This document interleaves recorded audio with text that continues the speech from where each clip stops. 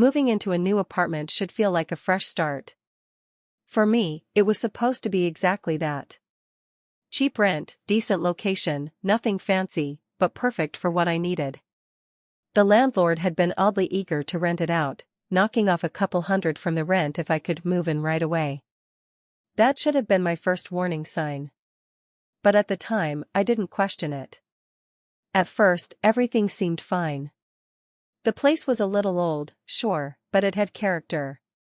The creaky floors, the dim, flickering hallway lights, nothing too unusual. For the first couple of weeks, I settled in without any issues. Then, little things started happening. At first, it was just small annoyances. My keys weren't where I left them. My closet door was slightly open in the morning, even though I never left it open. My phone charger was unplugged when I woke up. I figured I was just forgetting things, maybe I was more absent-minded than I realized. But then came the noises. Late at night, when the world outside was silent, I would hear it, soft creaking coming from the ceiling above my bedroom. It sounded like weight shifting, like footsteps moving carefully. The first time I heard it, I brushed it off. Old buildings make noise, right? Probably just the pipes or the structure settling. But it kept happening. Night after night. Then, one night, I woke up around 3 a.m. Something felt off. I wasn't sure what had woken me at first, but as I lay in the darkness, I heard it. Breathing. Slow. Heavy. Rhythmic. And it wasn't mine. My body froze. The sound was coming from above me. I stared at the ceiling, my heart hammering against my ribs. And that's when I saw it, something I had never noticed before. A small square outline in the ceiling above my closet. A crawlspace. I had been living here for 2 months, and I had never noticed it. The breathing stopped. I didn't sleep for the rest of the night. The attic. The next morning, I called my landlord. I asked him if there was an attic in the building. There was a long silence before he answered. Technically, yeah, he admitted. It's a shared attic space above the apartments on your floor. But no one uses it. It's been sealed for years. Then why is there a crawlspace entrance in my ceiling? I asked. Another pause. Then, in a hesitant voice, he said, "Look, just, don't mess with it, okay? If you're hearing noises, it's probably just rats or something. Happens in old buildings." I hung up, feeling uneasy. His voice didn't sound right. That night, I couldn't stop thinking about it. I had to check. I grabbed a chair, pushed my closet aside, and stood beneath the crawlspace. My heart pounded as I reached up and pressed against the panel.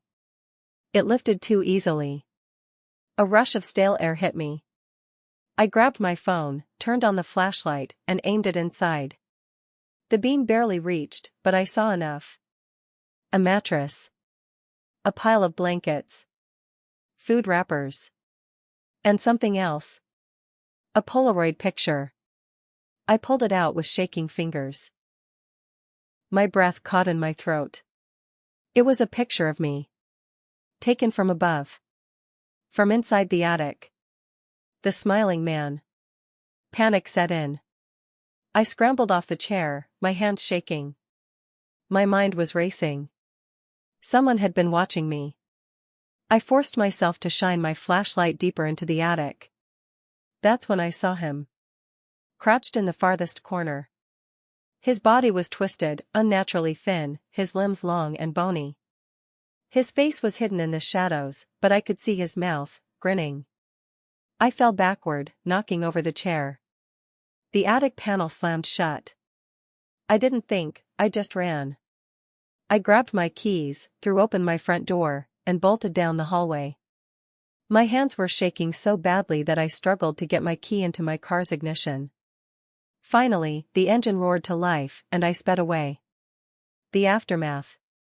The police arrived within 20 minutes. They searched the attic. They found more pictures. Dozens of them. Some were of me sleeping. Some were taken while I was in the shower. Some were taken from inside my apartment. The worst one? It was a picture of me standing on the chair, looking into the attic. And in the corner of the frame, he was right behind me. They never found him.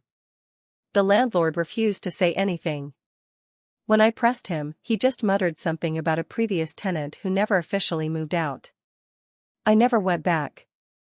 I left everything behind, my furniture, my clothes, my entire life in that apartment. But sometimes, late at night, I wonder. Does he have a new tenant now? And if so, is he still up there? Moving into a new apartment should feel like a fresh start. For me, it was supposed to